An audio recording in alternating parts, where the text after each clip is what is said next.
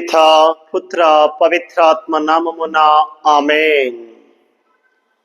ఈనాటి వాక్య పరిచర్యకు మీ అందరికీ ఆహ్వానము పలుకుతూ ఉన్నాను. సామాన్య 22వ ఆదివారములో ఉన్నాము. ఈ యొక్క ఆదివారము పట్టణాలు ఒక్కసారి ధ్యానము చేసుకుందాం. ఈనాటి సువిశేషము మార్కు శుభవార్త 7వ అధ్యాయము నుండి చదువుకుందాం. 7వ అధ్యాయం 1వ వచనము నుండి వాక్యాలు. అంతటా యెరూషలేము నుండి వచ్చిన కొందరు పరిసయ్యులు, ధర్మశాస్త్ర బోధకులు యేసు వద్దకు వచ్చిరి.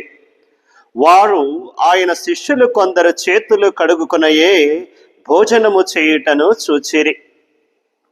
పూర్వుల సాంప్రదాయము ప్రకారము యూదులకు, ముఖ్యముగా పరిసయ్యులకు చేతులు కడుగుకొనక భుజించు ఆచారము లేదు. అంగటి నుండి కొని వచ్చిన ఏ వస్తువునైనను వారు శుద్ధి చేయక భుజింపరు. అట్లే పానపాత్రలను, కంచు పాత్రలను శుభ్రపరపవలెనని ఆచారములు ఎన్నయో వారికి కలవు. కనుక పరిసయ్యులు, ధర్మశాస్త్ర బోధకులు తమ శిష్యులు పూర్వుల సాంప్రదాయమును లెక్క చేయక మలిన హస్తాలతో భుజించుచున్నారేమి అని యేసును ప్రశ్నించిరి. అందుకాయన వారితో, కపట భక్తులారా, మిమ్ము గూర్చి యెషయా ప్రవక్త ఎంత సూటిగా ప్రవచించెను. ఈ జనులు కేవలము నన్ను పెదవులతో పొగడెదరు, కాని వీరి హృదయములు నాకు దూరముగానున్నవి. మానవులు ఏర్పరిచిన నియమములను దైవ ప్రబోధాలుగా బోధించుచున్నారు. కావున వారు చేయు ఆరాధన వ్యర్థము. దేవుని ఆజ్ఞను నిరాకరించి మానవ నియమములను అనుసరించుచున్నారు అని పలికెను. ఇది క్రీస్తు ప్రభునే సువిశేషము. క్రీస్తువా మీకు స్తుతి కలుగునుగాక. దేవుని యందు నమ్మకముతో, విశ్వాసముతో వాక్యమును వినుచున్న వారలారా, ఈనాడు మనము సామాన్య 22వ ఆదివారములో వాక్యములను ధ్యానము చేస్తూ ఉన్నాం. ఈరోజు ప్రత్యేక విధముగా మనం ఒక సంఘటనను చూస్తూ ఉన్నాం. కొంతమంది పరిసయ్యులు, ధర్మశాస్త్ర బోధకులు ప్రభుని చూడడానికి ప్రభు వద్దకు వచ్చినప్పుడు వారు గమనించిన విషయం ఏమిటంటే, యేసు ప్రభుని యొక్క శిష్యులు చేతులు కాళ్ళు కడుగుకోకుండానే లోపలికి వెళ్ళి భోజనం చేస్తూ ఉండడం చూచారు. దేవుని నమ్మినటువంటి బిడ్డలారా, ఇది వాళ్ళకి కొంచెం ఒకంత కోపము తెప్పించింది. వెంటనే ప్రభుని అడుగుతున్నారు, మన సాంప్రదాయము ఆచారమైనటువంటి భోజనానికి ముందు చేతులు కాళ్ళు కడుగుకోకుండా నీ శిష్యులు తింటున్నారేంటి అని ప్రభుని అడుగుతూ ఉంటే, ప్రభువు యెషయా ప్రవక్తలోని ఒక మాట చెబుతున్నాడు. మిమ్ము కూర్చి అనేమో యెషయా ప్రవక్త సూటిగా ఒక మాట అంటూ ఉన్నాడంటూ మార్కు శుభవార్త 7వ అధ్యాయం 6వ వచనములో వాక్యములో ప్రభు అంటున్నాడు, కపట భక్తులారా, మిమ్ము గుర్చి యెషయా ప్రవక్త సూటిగా ప్రవచించెను. ఈ జనులు కేవలం నన్ను పెదవులతో పొగడెదరు, కానీ వీరి హృదయాలు నాకు దూరముగా ఉన్నవి అంటున్నాడు. మీ హృదయాలు నాకు దూరముగా ఉన్నవి, కానీ మీ పెదవులతో మాత్రము నన్ను ఆరాధిస్తున్నారు, పొగుడుతున్నారు, స్తుతిస్తున్నారు అంటూ ఉన్నాడు. దేవుని నమ్మినటువంటి బిడ్డలారా, ఈ యొక్క పరిసయ్యులు, ధర్మశాస్త్ర బోధకులు ఎక్కువగా ఆచారాలు, సాంప్రదాయాలు, నియమాలు గురించి చాలా ఇది అవుతూ ఉండేవాళ్ళు.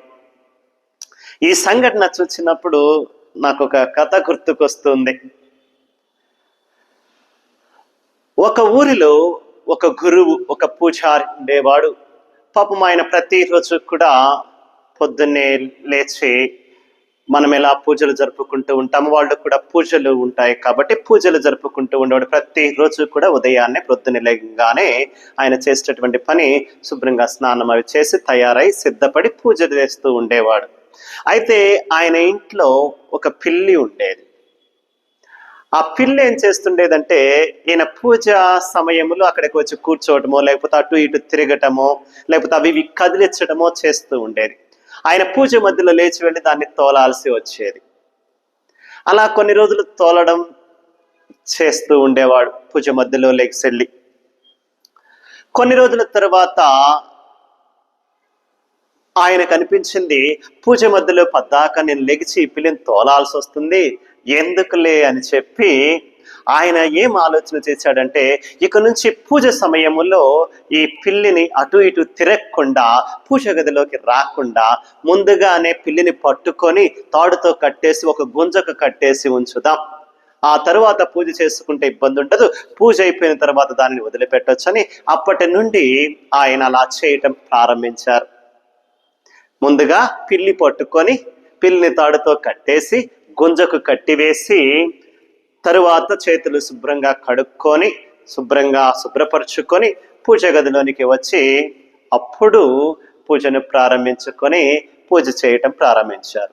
అయితే ఆయన దగ్గర కొత్తగా ఒక ఇద్దరు శిష్యులు చేరారనమాట ఈ పూజా కార్యక్రమాలు నేర్చుకోవడానికి, జపాలు తంత్రాలు మంత్రాలు నేర్చుకోవడానికి చేరారు. వాళ్ళిద్దరూ ఈ గురువు గారు చేస్తున్నది చూస్తూ ఉన్నారు. కొద్ది రోజుల నుండి వాళ్ళు చూస్తూ ఉన్నారు. పూజకి ముందు పిల్లిని పట్టుకొని రావడం, తాడుతో కట్టేయటం, గుంజకు కట్టేయటం, ఆ తర్వాత శుభ్రంగా స్నానం చేసి వచ్చి మళ్ళీ పూజ ప్రారంభించుకోవడం, ఇవన్నీ కూడా వాళ్ళు గమనించారు. గమనించి ఒకరోజు ఈ గురువు గారికి అనారోగ్యముగా ఉన్న సమయములో వేరే ఎక్కడో ఈ పూజా కార్యక్రమాలు నిర్వహించవలసి రావడంతో ఈ ఇద్దరు శిష్యులు, మీరు ఎంతకాలం చూస్తున్నారు నేర్చుకున్నారు కదా, నేను వెళ్ళలేని పరిస్థితి అక్కడికి, కొంచెం మీరు వెళ్ళి ఆ పూజా కార్యక్రమాలు, ఆ మంత్రాలు చదివి పూజా కార్యక్రమాలు నిర్వహించి రండి అని చెప్పి, మీరు కూడా నేర్చుకుంటున్నట్టు ఉంటుంది అని చెప్పి వీళ్ళిద్దరిని పంపారు గురువు గారు. వీళ్ళిద్దరూ కూడా ఒక ఊరిలో పూజా కార్యక్రమం నిర్వహించడానికి వెళ్ళారు. అక్కడికి వెళ్ళి ఎంతో ఉత్సాహంతో మరి గురువు గారు నేర్పించినటువంటి విషయాలన్నీ కూడా చక్కగా చేయాలని చెప్పి తపనతో ఆలోచనతో సంతోషముగా అక్కడికి వెళ్ళారు. అక్కడికి వెళ్ళిన తర్వాత అక్కడ పూజ నిర్వహించే ముందు ఆ ఇంటి యజమానుడు నా పెద్దను పిలిచి, పూజ ప్రారంభిద్దామా అని అంటే, ఆ ప్రారంభించుకుందామని అంతా సిద్ధంగా ఉంది, మరి పిల్లి ఏది అని. పిల్లి ఎందుకంటే, పిల్లి లేకుండా పూజ చేయకూడదు, మీరు ముందెళ్ళి పిల్లిని పట్టుకొని రండి, పిల్లిని అక్కడ తాడుతో మనం గుంజకి కట్టేసి అప్పుడు పూజ ప్రారంభిస్తే అది ఫలిస్తుంది, అది మంచిది, పూజ జరగాలంటే పిల్లి ఉండాలి, పిల్లి అక్కడ కట్టేసి ఉండాలి అని చెప్పి వాళ్ళు పిల్లిని పట్టుకురావడానికి వీళ్ళని పంపించారు. పూజ పక్కన పోయింది, పిల్లి గోల మొదలైంది. పిల్లిని పట్టుకొస్తేనే కానీ పూజ చేయలేమని చెప్పి వాళ్ళందరికీ చెప్పడం జరిగింది. అందరూ కలిసి పిల్లి కోసం ఎతుకులాడి పిల్లిని పట్టుకొచ్చే వరకు పూజ ఆగిపోయింది. దేవుని నమ్మినటువంటి బిడ్డలారా, ఆ శిష్యులిద్దరూ ఏం అర్థం చేసుకున్నారంటే, పూజ చేయాలంటే ఈ పిల్లి అక్కడ కట్టి వేయబడి ఉండాలా, పిల్లిని కట్టేస్తేనే గాని పూజ ఫలం ఉంటుంది, పిల్లిని పట్టుకొని వచ్చి అక్కడ కట్టేసి ఉంచిన తరువాతనే పూజ ప్రారంభించాలా అని చెప్పి వీళ్ళు అర్థం చేసుకొని అదే ఆచారాన్ని వేరే చోట కూడా ప్రారంభించడం జరుగుతుంది. అక్కడ గురువు గారికి పాపం ఆ పిల్లి అడ్డు వస్తుందని, పూజ మధ్యలో ఇబ్బందిగా ఉందని ఆయన అక్కడ కట్టేస్తే, చూసినటువంటి వీళ్ళు ఏమనుకున్నారు, పిల్లిని కట్టిన తరువాతనే మనం పూజ చేయాలి అని చెప్పి అదొక పద్ధతిగా, అదొక అలవాటుగా, అదొక సాంప్రదాయముగా మార్చుకున్నారు వారి జీవితంలో. దేవుని నమ్మినటువంటి బిడ్డలారా, ఈరోజు ఇదే పరిస్థితి మనం చూస్తూ ఉన్నాం. పరిసయ్యులు ధర్మశాస్త్ర బోధకులు వచ్చి ప్రభుని అడుగుతూ ఉన్నారు, ఎందుకు మీ శిష్యులు చేతులు కాళ్ళు కడుగుకోకుండా వచ్చి భోజనం చేస్తున్నారు? మన ఆచారం కదా, మన సాంప్రదాయం కదా, చేతులు కాళ్ళు కడుగుకోకుండా భోజనం చేయకూడదు అనేటటువంటి ఆచార సాంప్రదాయాలు మనకు ఉన్నవి కదా, వాటిని పాటించట్లేదు ఎందుకు మీ శిష్యులు? ఎంత పెద్ద ఘోరమైన తప్పు చేస్తూ ఉన్నారు అంటున్నారు. చేతులు కాళ్ళు ఎందుకు కడుక్కుంటామండి భోజనానికి ముందు? ఎక్కడెక్కడో బయట తిరిగి వస్తాం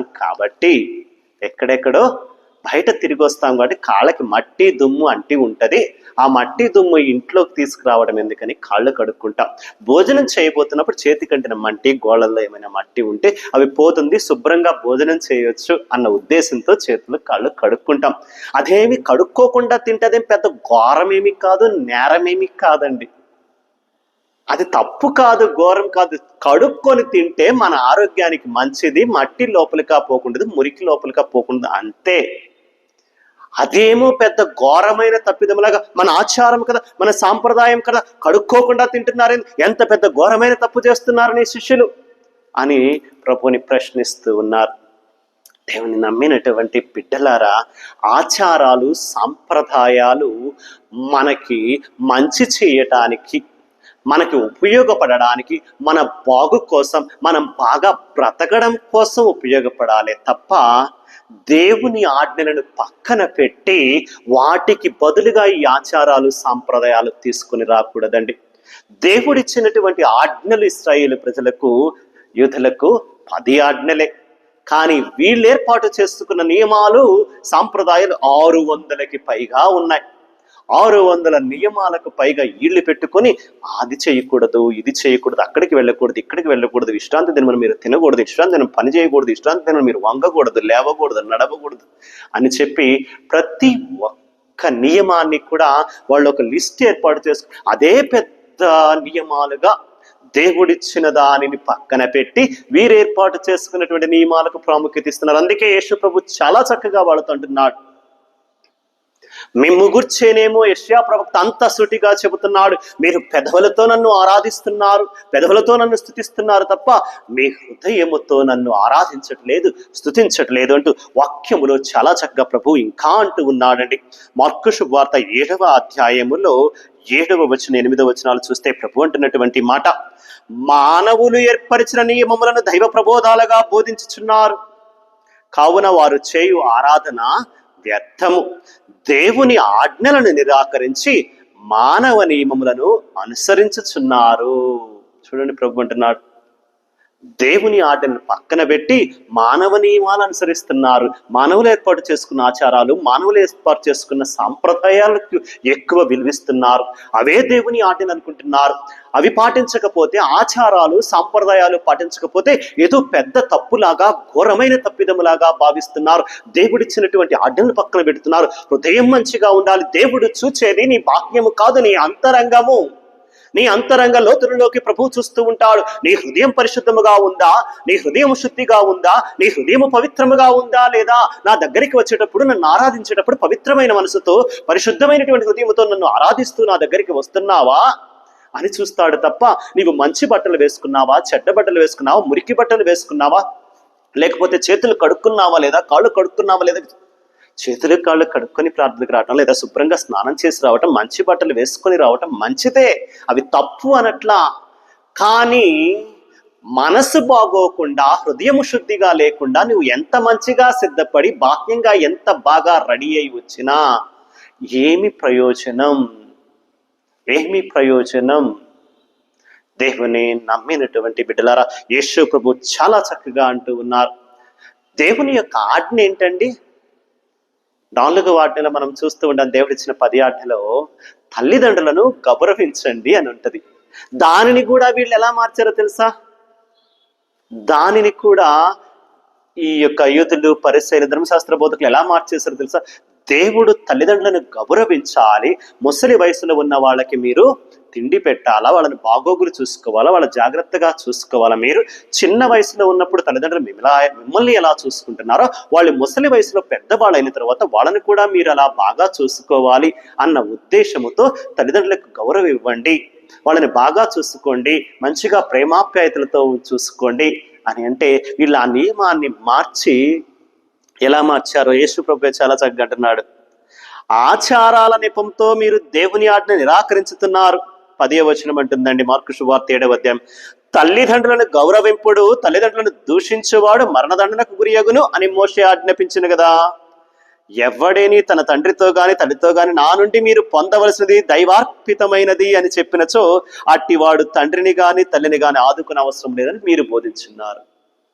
దేవుని ఆజ్ఞ ఏమో తల్లిదండ్రులను గౌరవించాలా, వాళ్ళని బాగా చూసుకోకపోతే దండనకు గురి అవుతారు అని అంటుంటే, వీళ్ళు కొత్త నియమం పెట్టుకున్నారండి యూదులు. ఏమని?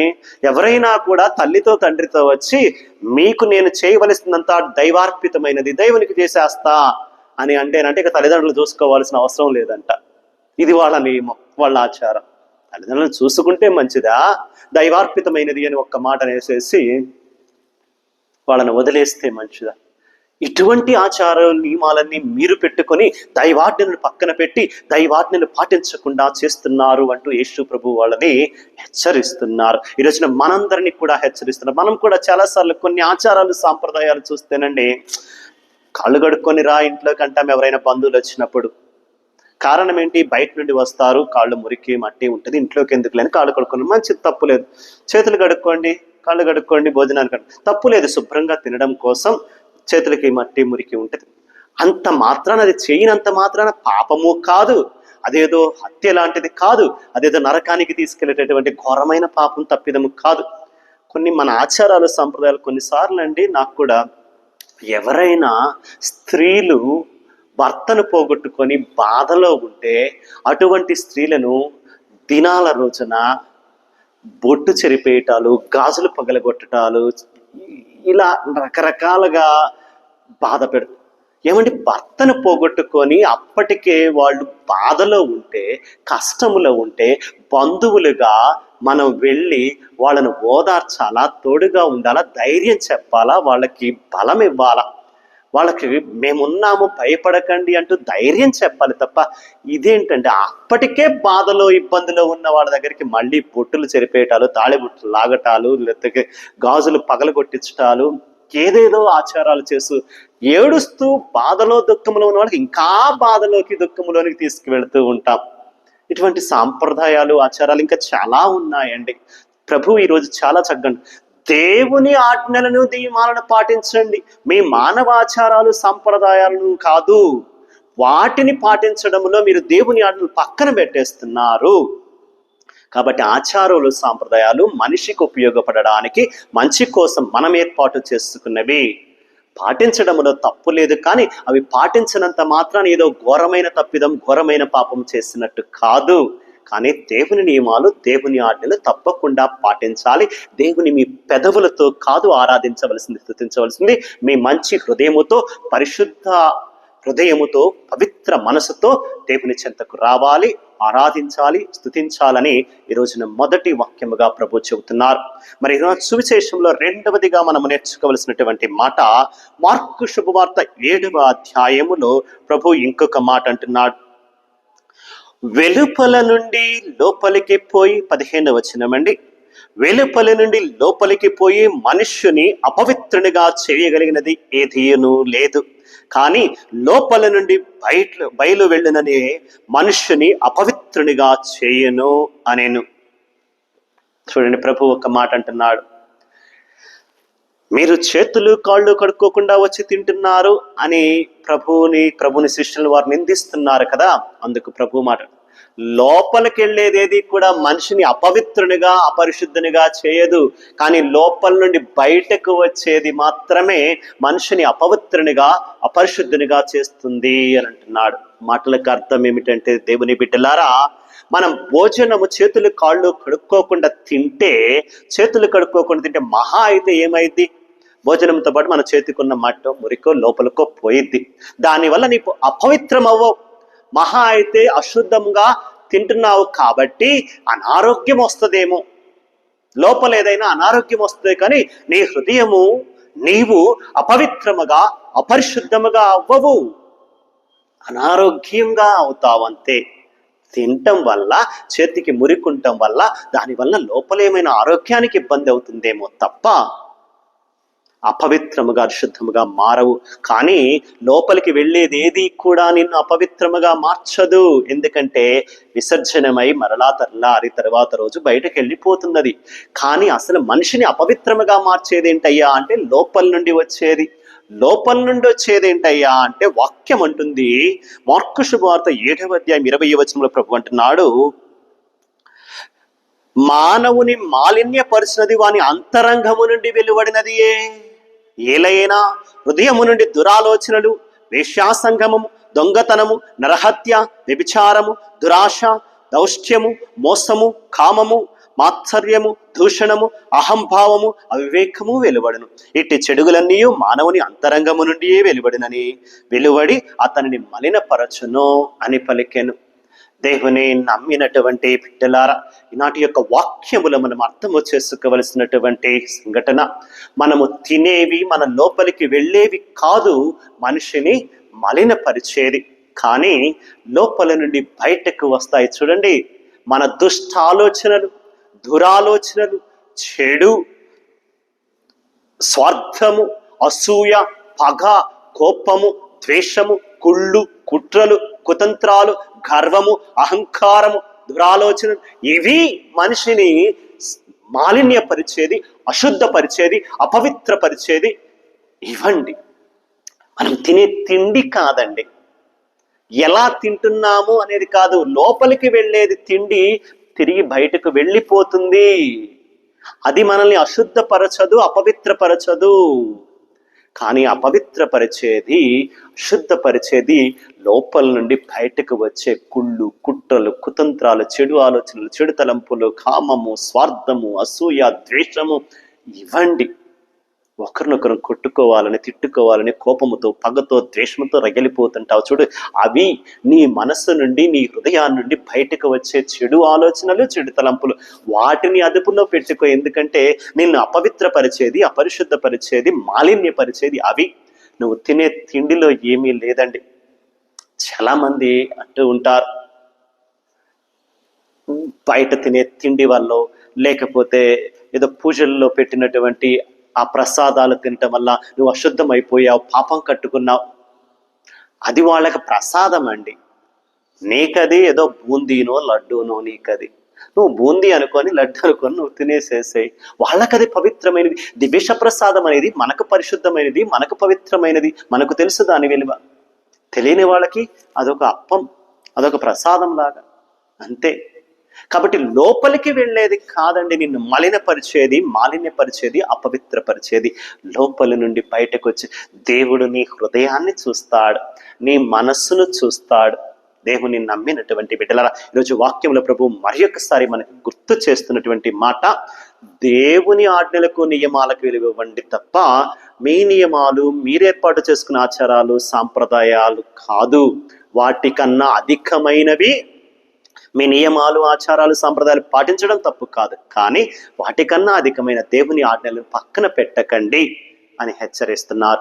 రెండవది, లోపలికి వెళ్ళేది కాదు మేము మలినపరిచేది, అపవిత్రపరిచేది.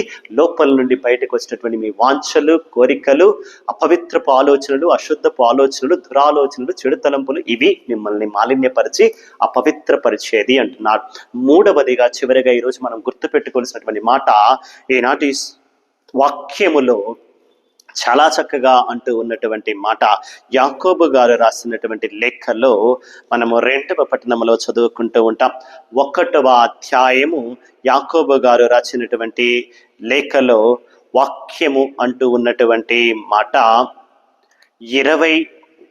22వ వచనం వాక్యం అంటూ ఉంది, వాక్యమును కేవలము వినుటయే అని ఆత్మవంచన చేసుకొనకుడు, దానిని ఆచరింపుడు. ఎలయనా ఆ వాక్కును కేవలం విని ఆచరింపని వాడు అద్దమున తన ప్రతిబింబమును చూచుకున్నట్టే వ్యక్తి వంటి వాడు. ఏమంటుందండి వాక్యం? వాక్యాన్ని కేవలము విని వదిలేయకండి, దానిని ఆచరింపాలి. అలా ఆచరించని వాడు ఎలా ఉంటాడో తెలుసా? ప్రతిరోజు మనం అద్దం దగ్గరికి వెళ్ళి చూసుకుంటాం కదండి. ఒకసారి చూసుకుంటే నీ మొహం కనపడిద్ది కదా, మళ్ళీ ఒక గంటకు వచ్చి మళ్ళీ చూసుకుంటాం, మళ్ళీ కాసేపు అయ్యకొచ్చి బాగుందా మళ్ళీ చూసుకుంటాం, మళ్ళీ ఒక గంటకి. ఎప్పుడు సమయం దొరికినా, ఎప్పుడు మనల్ని మనం తయారు చేసుకుంటున్నా, ఎప్పుడు బయటికి వెళుతున్నా, ఎక్కడికి వెళుతున్నా, రోజుకి కనీసం ఒక 10 సార్లు అద్దంలో చూసుకుంటాం. నీ మొహమేగా, నీకు గుర్తుండదా? ఎలా ఉంటుందో తెలీదా? అంటే నీ మొక్కని నువ్వే మర్చిపోతున్నావా? నీ ముఖం అద్దంలో చూసుకొని మర్చిపోతున్నావా? మళ్ళీ వచ్చి చూసుకున్నావా? అలా రోజుకు ఒక 10 సార్లు వచ్చి చూసుకుంటాం. ఇవాళ చూసుకున్నావని చెప్పి మళ్ళీ రేపు చూసుకోకుండా మళ్ళీ వచ్చి చూసుకుంటాం. అంటే నీ ముఖాన్ని, నీ ప్రతిబింబాన్ని నీవు మర్చిపోయి మళ్ళీ వచ్చి చూసుకుంటూ ఉన్నావు నీ అర్థములో. వాక్యము కూడా అలానే చేస్తున్నాను. ఈరోజు విన్నా వాక్యం, బయటకు వెళుతున్నావు, వదిలేస్తున్నావు, మళ్ళీ వచ్చి మళ్ళీ అద్దంలో చూసుకున్నట్లుగా మళ్ళీ వాక్యం చూసుకుంటున్నావు. మళ్ళీ అక్కడే దేవాలయానికి వచ్చినప్పుడు, వాక్యం చదివినప్పుడు పవిత్రముగా, పరిశుద్ధముగా ఉండటం కాదు. ఆ వాక్యాన్ని బయట నీవు జీవితములో జీవించినప్పుడు, పవిత్రముగా, పరిశుద్ధముగా ఉన్నప్పుడు, అప్పుడు నిజమైనటువంటి క్రైస్తవ బిడ్డవు నీవు. వాక్యములో ప్రభు చాలా చక్కగా అంటున్నటువంటి, యాకోబు గారు రాసిన పత్రికలు అంటున్నటువంటి మాట, వాక్యాన్ని విని వదిలేయకండి, వాక్యాన్ని ఆచరించండి. చాలా మంది అంటారు, మనకు అందుకే దేవుడు 2 చెవులు ఇచ్చాడంట, ఇటుని ఇటు వదిలేయాలంట. అమ్మా చెడు మాటలు చెడు విన్నప్పుడు ఇటు విని ఇటు వదిలేయండి. మంచి విన్నప్పుడు ఇటు విన్నా దాన్ని లోపల పెట్టుకొని ఇక్కడ దాచుకోండి. దాని జీవితంలో పనికొచ్చిద్ది, బాగుపడతాం. చెడైతే మాత్రం ఎక్కడి నుండి వెళ్ళినా లోపల భద్రంగా దాచిపెడతాం. చెడు మాటలు, వాళ్ళ గురించి వీళ్ళ గురించి మాట్లాడే మాటలు మాత్రం బయటికి బాగుండవు, రెండు పక్కల నుండి జాగ్రత్తగా దాచిపెడతాం. అదే మంచి వాక్యం, దేవుని వాక్యం మనం పాటించడం కష్టం కాబట్టి ఇటింటే ఇటుపోయింది, ఇటింటే ఇటుపోయింది. దేవుని యొక్క వాక్యం ఈరోజు మరి ఒక్కసారి మనకు తెలియజేస్తున్నటువంటి 3వ మాట, వాక్యమును విని వదిలేయకండి, దానిని ఆచరించండి. ఎందుకంటే మత్తయి సువార్త 7వ అధ్యాయం 21వ వచనములో ప్రభు అంటున్నాడు, ప్రభువుని నన్ను సంబోధించు ప్రతి వాడు కూడా దైవరాజ్యమును పరలోక రాజ్యమును చేరడు, కానీ నా వాక్యమును విని పాటించు ప్రతి వాడు నా రాజ్యమును చేరుకుంటాడు అంటున్నాడండి. కాబట్టి దైవరాజ్యములో స్థానము పొందాలంటే, రక్షణ పొందుకోవాలంటే, దేవుని సన్నిధిలో మనము నిత్య జీవితాన్ని పొందుకోవాలంటే వాక్యము ప్రకారం జీవించాలా. వాక్యాన్ని విని వదిలేయకుండా వాక్యానుసారం మంచి జీవితము జీవించాలా, 10 మందికి ఉపయోగపడే జీవితము జీవించాలా. దేవునికి అత్యంత దగ్గరగా, దేవుడు మెచ్చే విధముగా మన బ్రతుకులు, మన జీవితాలు ఉండాలని ఈనాటి వాక్యంలో ఈ 3 విషయాలు ప్రభు మనకి మరి ఒకసారి హెచ్చరిస్తూ, గుర్తు చేస్తూ, జాగ్రత్త అంటూ ఈనాటి వాక్యములు బోధిస్తున్నారు. మొదటిదిగా, మీ నియమాలు మీ సాంప్రదాయాల కన్నా కూడా దేవుని నియమాలు, దేవుని ఆజ్ఞలకు ఎక్కువ విలువిచ్చి పాటించండి. రెండవది, లోపలికి పోయేది కాదు నిన్ను అపవిత్రపరిచి మాలిన్యపరిచేది, బయటకు వచ్చే నీ దురాలోచనలు, చెడు తలంపులు, చెడు ఆలోచనలు, నీ పగ, కుళ్ళు, కుట్ర, కుతంత్రాలు ఇటువంటివి. కాబట్టి వాటిని తీసేయండి, వాటితో జాగ్రత్త. మూడవది, దేవుని యొక్క వాక్యాన్ని విని ఆలకించి పాటించండి. అప్పుడు రాతి నేలపై కట్టినటువంటి గొప్ప పునాది వలె గొప్ప నిర్మాణములో నీవు ఉంటావు. ఎటువంటి వరదలు, వర్షాలు వచ్చినా అవి కుంగవు. కాబట్టి దైవరాజ్యంలో స్థానము పొందాలంటే దేవుని వాక్యానుసారం మంచి జీవితం, 10 మందికి ఉపయోగపడే జీవితం, దేవుడు మెచ్చే జీవితం జీవించాలా అని ప్రభు ఈరోజు వాక్యం ద్వారా మనందరికీ తెలియజేస్తున్నారు. కాబట్టి దేవుని నమ్ముకున్నటువంటి బిడ్డలారా, ఈనాటి వాక్యములు విన్నటువంటి మనం దైవాశీస్సుల కోసం కళ్ళు మూసుకుని చిన్న ప్రార్థన చేసుకుందాం. పరిశుద్ధుడు, ప్రేమమయుడైన యేసు ప్రభువా, నీకే వందనాలు, స్తుతులు, స్తోత్రములు. చక్కటి వాక్యాన్ని మాకు అందించావు అయ్యా. దైవాజ్ఞలు, దైవ నియమాలను అధికముగా పాటించాలి, దేవునికి దగ్గరగా జీవించాలంటూ బోధించావు. అదేవిధంగా లోపలికి వెళ్ళేది కాదు, లోపలి నుండి బయటకు వచ్చే దురాలోచనలు మనము అపవిత్రపరుస్తాయి అని చెప్పి మాకు చక్కగా ఈరోజు తెలియచేశావు. దేవుని యొక్క వాక్యాన్ని విని వదిలేయకుండా జీవితములు ఆచరించి పాటించమంటున్నటువంటి నీ మాటలు విన్నటువంటి బిడ్డలుగా అయ్యా, ఈనాటి వాక్యాన్ని వింటున్నటువంటి ప్రతి బిడ్డను కూడా నీ సన్నిధిలో సమర్పిస్తూ ఉన్నా. ప్రతి బిడ్డను ముట్టండి, తాకండి, ఆశీర్వదించండి, నీ కృపతో నింపండి. ఈ ఆదివారం రోజున మేము విన్నటువంటి వాక్యాన్ని వదిలేయకుండా, విడిచిపెట్టకుండా వాక్యానుసారము జీవించడానికి మాకు శక్తిని దయచేయండి అయ్యా. ఎన్నోసార్లు మేము మంచిగా జీవించాలి, మంచి జీవితము జీవించాలి, దేవుడికి దగ్గరగా, దేవుడు మెచ్చే జీవితము జీవించాలని ఆశపడుతూ ఉంటాం, ఆరాటపడుతూ ఉంటాం. కానీ ఈ లోక శక్తులు, ఈ లోక ఆకర్షణలు మా బలహీనత మమ్ము కృంగతీస్తూ నీ నుండి దూరము చేస్తూ ఉన్నాయి. అయ్యా, మాకు శక్తిని దయచేయండి, నీ శక్తిని, నీ బలాన్ని మాకు దయచేయ్యా. మా శక్తి సరిపోవటం లేదు, నీ శక్తి, నీ కృప, నీ బలాన్ని మాకు దయచేస్తూ మేము మంచి జీవితము జీవించలాగున, నీవు మెచ్చేటటువంటి జీవితము జీవించలాగున, నీ రాజ్యానికి వారసులమయ్యేటటువంటి నిత్య జీవాన్ని పొందుకునేటటువంటి మంచి జీవితము జీవించలాగున మాకు కావలసిన శక్తిని, బలాన్ని, అనుగ్రహాలను, మంచి మనసును దయచేయమని ఇక్కడ వాక్యాన్ని వింటూ ప్రార్థనలో పాల్గొన్న ప్రతి బిడ్డను కూడా ముట్టి ఆశీర్వదించి దీవించమని యేసు ప్రభుని పరిశుద్ధ నామమున అడిగి వేడుకొనుచున్నాము తండ్రి, ఆమేన్. ప్రభువు మీతో నిందిరగాక, మీ ఆత్మతో నిందిరగాక. సర్వాశక్తి గల సర్వేశ్వరుడు, పితా, పుత్ర, పవిత్రాత్మ మేము మీ కుటుంబాలను, మీ బిడ్డలను భగవంతుడు ఆశీర్వదించి నిత్యము ప్రభు మీకు తోడుగా ఉండి కాచి కాపాడుదురుగాక. God bless you all.